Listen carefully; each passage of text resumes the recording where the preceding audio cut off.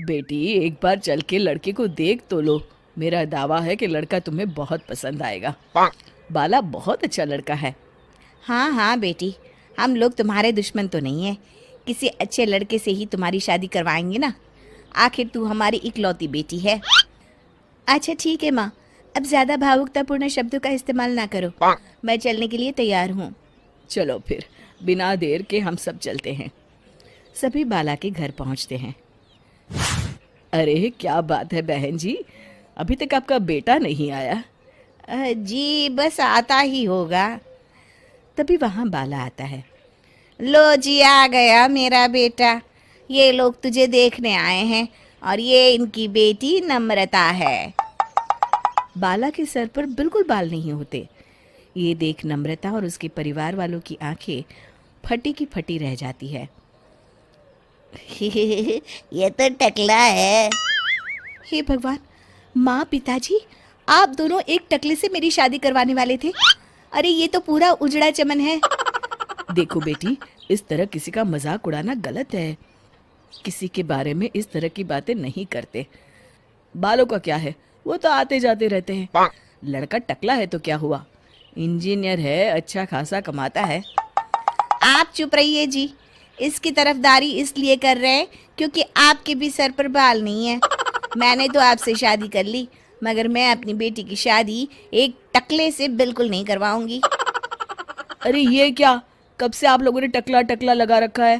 और माफ करना, तुम भी कोई हूर की परी नहीं हो। तुम लोग मेरे घर में आकर मेरी ही बेइज्जती कर रहे हो। निकल जाओ यहाँ से।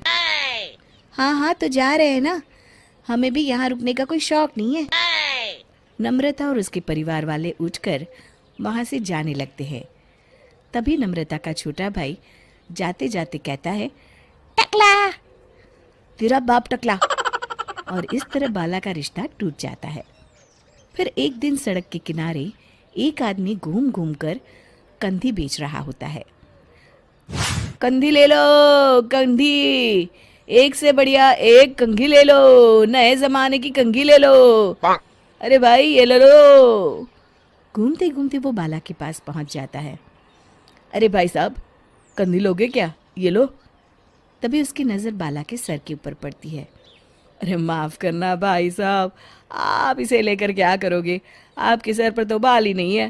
आपका तो स्टेडियम पूरा खाली है। चलता हूँ, कंधी ले लो, कंधी ले लो। कंधी वाले की बातें सुनकर बाला को बुरा लगता है। उस समय बाला को ऐसा महसूस होता है कि उसके लिए दुनिया में सबसे कीमती कोई चीज़ अगर है तो वो सिर्फ बाल है। बाला सड़क पर चलते हुए लोगों के बाल बड़े गौर से दिखता है। चलते चलते बाला एक मंदिर के पास पहुंच जाता है। हे भगवान, तुमने ये मेरे साथ क्या किया? थोड़े से बाल अगर मुझे दे देते तो तुम्हारा क्या चला जाता? सारी दुनिया मेरा मजाक उड़ाती है। अरे भाई, आज पहला इंसान देख रहा हूँ जो मंदिर आकर भगवान से अपने लिए बाल मांग रहा है। बेटा, भगवान ने तुम्हें सब कुछ तो दिया है।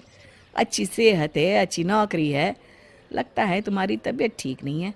घर जाओ, सब ठीक हो जाएगा। बाला वहाँ से चला जाता है। घर पहुंचकर बाला खाना खाता है और अपने कमरे में सोने के लिए चला जाता है। फिर सुबह जब बाला सोकर उठता है तो आईने के सामने अपने आप को देखकर हैरान हो जाता है। बाला के सर पर एकदम घने बाल आ जाते हैं। बाला खुशी से झूम उठता है। अरे ये तो चमत्कार हो गया, मेरे सर पर बाल आ गए। लेकिन ये हुआ कैसे? दोस्तों, अगर आप इस कहानी का दूसरा भाग देखना चाहते हैं तो हमें कमेंट करके ज़रूर बताएं।